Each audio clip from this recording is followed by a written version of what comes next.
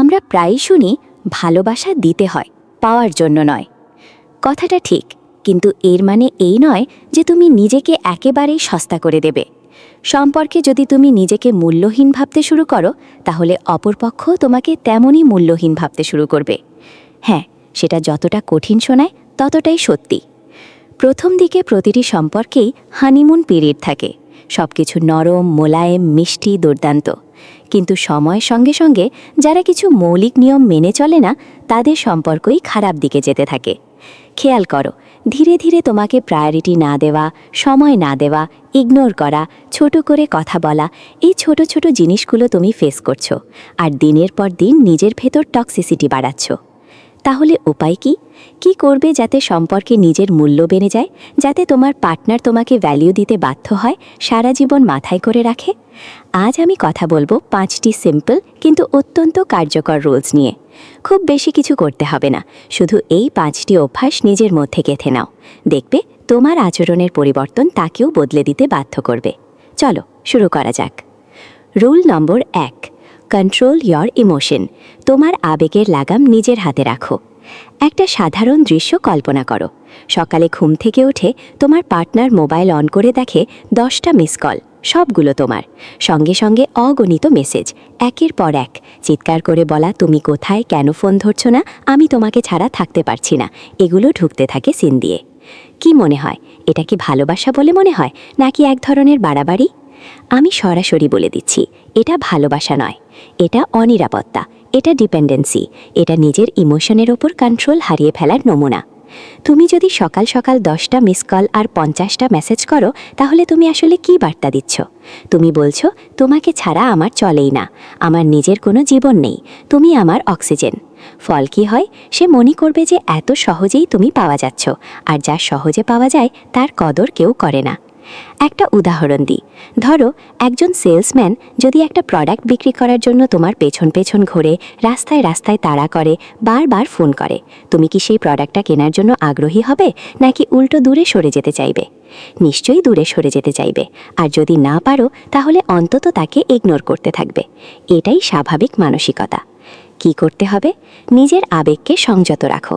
তুমি চাইলেই 10টা মিস কলের বদলে একটা মেসেজ করতে পারো, শুভ সকাল, ফোন করে দিও একটু খালি হলে, এটাই যথেষ্ট। আমি তোমাকে ছাড়া বাঁচব না, তুমি আমার সব কিছু, এই ধরনের কথাবার্তা যত কমাবে ততই নিজের দাম বাড়াবে। নিজেকে ব্যস্ত রাখো।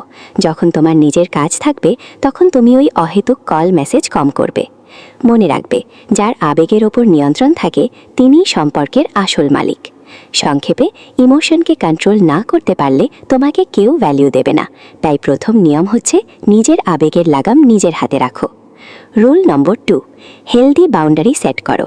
তুমি কি সহ্য করবে, কি করবে না, সেটা পরিষ্কার থাকুক। অনেক সময় আমরা ভয়ে ভরসায় নিজের অপমান, অবহেলা, মিথ্যে সব সহ্য করে যাই।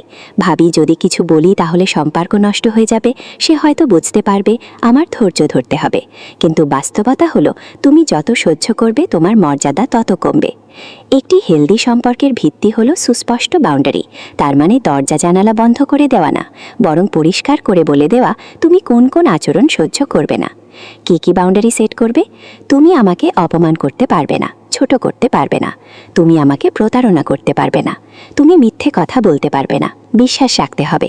তুমি আমাকে ইগনোর করে নীরবতার শাস্তি দিতে পারবে না, প্রাপ্তবয়স্ক মানুষের মতো বসে কথা বলতে হবে। যদি এই শর্তগুলো কোনো এক পক্ষ বারবার ভাঙতে থাকে, বারবার মিথ্যে বলে, প্রতারণা করে, খারাপ ব্যবহার করে, দিনের পর দিন ইগনোর করে, তাহলে তুমি কি করবে সেটাও ঠিক করে নাও। বলো, আমি এই সম্পর্ক কন্টিনিউ করব না যদি তুমি এই আচরণ বন্ধ না করো। মনে রাখবে, বাউন্ডারি মানে অহংকার না, এটা আত্মসম্মান রক্ষার একটি স্বাস্থ্যকর উপায়। তোমার বাউন্ডারি ভাঙলে তুমি নিজেকে রেসপেক্ট করতে পারবে না, আর নিজেকে রেসপেক্ট না করলে অন্য কেউ করবে না। তুমি যদি বারবার অপমান সহ্য করে লেগে থাকো, তাহলে তুমি আসলে নিজেকেই সবচেয়ে বড় অসম্মান করছো। তাই আজ থেকেই পরিষ্কার করে দাও, কি নেবে, কি দেবে না। বিনয়ের সঙ্গে দৃঢ় থাকো, এটাই সুস্থ সম্পর্কের চাবিকাঠি। রুল নাম্বার 3, নিজের পার্সোনালিটি ডেভেলপ করো। লুক আর গ্রুমিং ভীষণ জরুরি। প্রথম দিকে আমরা সবাই খুব সুন্দর করে সেজেগুজে থাকি, প্রিয় মানুষটার সামনে নিজেকে উপস্থাপনের জন্য এক্সট্রা যত্ন নিই। কিন্তু সম্পর্ক দীর্ঘ হওয়ার সঙ্গে সঙ্গে অনেকের মধ্যেই অলসতা চলে আসে। দেখা যায় দাঁতে কি লেগে আছে তা খেয়াল নেই, শরীর থেকে দুর্গন্ধ বেরোচ্ছে কিনা সেদিকে নজর নেই, মাছ খেয়ে গন্ধ বেরোচ্ছে অথচ মাউথওয়াশ ব্যবহার করার মতো সময় নেই। বন্ধু, একটা সত্যি কথা বলি, পার্সোনালিটি ডেভেলপ করা শুধু বাইরের চাকচিক্যের জন্য না, এটা নিজের ভ্যালু বাড়ানোর জন্য। তুমি যত আকর্ষণীয় হবে, যত ঝকঝকে তকতকে থাকবে, তত বেশি তোমার আত্মবিশ্বাস বাড়বে। আর আত্মবিশ্বাস বাড়লে তোমার প্রতি অন্যদের দৃষ্টিভঙ্গি পাল্টে যায়। কি করতে হবে? প্রতিদিন গোসল করো, পরিষ্কার পরিচ্ছন্ন থাকো, জামাকাপড় ও শরীর থেকে যেন দুর্গন্ধ না বেরোয় সেদিকে খেয়াল রাখো। দাঁত ব্রাশ করো, মাউথওয়াশ ব্যবহার করো, হাসি যেন ফ্রেশ লাগে। চুল ও ত্বকের যত্ন নাও, প্রয়োজনে ভালো প্রোডাক্ট ব্যবহার করো। সুন্দর ও পরিমিত পোশাক পরো, জামাকাপড় যেন পরিষ্কার ও ইস্ত্রি করা হয়।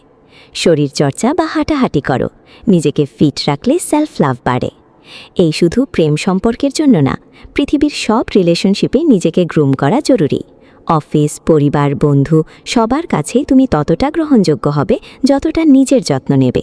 এতে নিজের ভ্যালু ও সেলফ লাভ দুটোই বাড়ে। তাই আজ থেকেই নিজেকে সুন্দর, স্মার্ট ও ঝকঝকে রাখার প্রতিজ্ঞা করো। Rule number 4, don't be available all the time. সারাক্ষণ সহজলভ্য হয়ে যেও না। আমার কাজ নেই, তুমি মেসেজ করলে সঙ্গে সঙ্গে রিপ্লাই দেব, কল করলে ছুটে গিয়ে ধরব, দেখতে বললে দৌড়ে চলে যাব। এটা কি ভালোবাসার লক্ষণ? কিছুটা হলেও, কিন্তু অতিরিক্ত হলে এটা বিপদের ঘণ্টা। অ্যাভেলেবিলিটির একটি গোল্ডেন রুল আছে, তুমি যত কম উপলব্ধ থাকবে তোমার গুরুত্ব তত বাড়বে। এটা গেম খেলার কথা বলছি না, এটা সাইকোলজির সত্যি। কিভাবে প্র্যাকটিস করবে? সেই যখন মেসেজ দিয়েছে তখন সঙ্গে সঙ্গে না লিখে একটু সময় নাও, নিজের কাজ শেষ করে তারপর রিপ্লাই দাও। এতে বোঝাবে তোমার নিজস্ব জীবন আছে। দেখা করতে বললে সঙ্গে সঙ্গে না ছোট, ভাবো তোমার তখন কি অন্য কোনো কাজ আছে? সেটা কি একটু পেছনোর মতো? সামান্য ব্যস্ততার ভান করলেও চলবে। নিজে থেকে সবসময় উদ্যোগ নিও না, কখনো তাকে দাও কথা বলার সুযোগ, আসার সুযোগ। বিজি থাকার নাটক না করলেও চলবে, কিন্তু সত্যি নিজেকে বিজি রাখার চেষ্টা করো। কোনো স্কিল শেখো, বই পড়ো, বন্ধুদের সাথে আড্ডা দাও।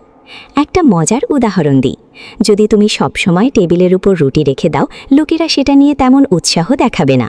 কিন্তু যদি রুটি একটু দূরে সরিয়ে রাখো, তাহলে তারা নিজেরা উঠে নিয়ে আসবে। তেমনি নিজেকেও একটু দূরে রাখো, তখন মানুষ তোমাকে পাওয়ার জন্য ছুটবে।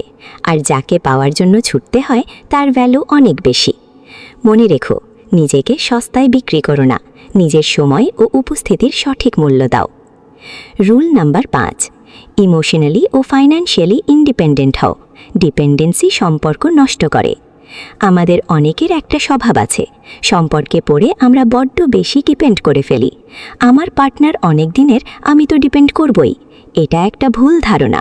হ্যাঁ, সম্পর্কের মধ্যে সাপোর্ট নেওয়া যায়, কিন্তু সম্পূর্ণ নির্ভরশীল হয়ে পড়া খুবই বিপজ্জনক। দুটি জায়গায় ডিপেন্ডেন্সি ক্ষতিকর। ইমোশনাল ডিপেন্ডেন্সি, তুমি খুশি হবে কিনা সেটা তার মুডের ওপর নির্ভর করে।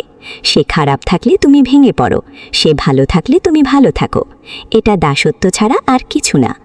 ফাইন্যান্সিয়াল ডিপেন্ডেন্সি, এই জায়গাটা আরও স্পর্শকাতর। অনেকেই আছেন যারা স্বামী বা পার্টনারের ওপর আর্থিকভাবে পুরোপুরি নির্ভরশীল। এতে নিজের মূল্য নিজের চোখেই কমতে থাকে। কি করতে হবে? নিজে আয় করার চেষ্টা করো, না হলে আয় করার স্কিল ডেভেলপ করো। নিজের কিছু ব্যক্তিগত লক্ষ্য রাখো, নিজের জমানো টাকা থাকলে সেটা বড় স্বস্তি। ইমোশনালি নিজেকে শক্তিশালী করো, মানে সে রাগ করলে তুমিও ভেঙে পড়বে না। যদি সে কিছুদিন মন খারাপ থাকে, তুমিও অন্ধের মতো মন খারাপ করবে না। নিজের মতো করে বাঁচো, নিজের শখ, নিজের বন্ধু, নিজের সময় রাখো। একটা কঠিন সত্যি শুনতে চাও?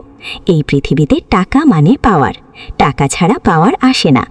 এটা খারাপ লাগলেও, অনেকে ডিসঅ্যাগ্রি করলেও সত্যি হলো, কেউ যদি তোমাকে ফাইন্যান্সিয়ালি হেল্প করে, একটা সময় সে প্রভুর মতো আচরণ করবে। এটা থেকে বাঁচতে হলে নিজের পায়ে দাঁড়াতে হবে। আর ইমোশনাল ডিপেন্ডেন্সি তো আরও খারাপ।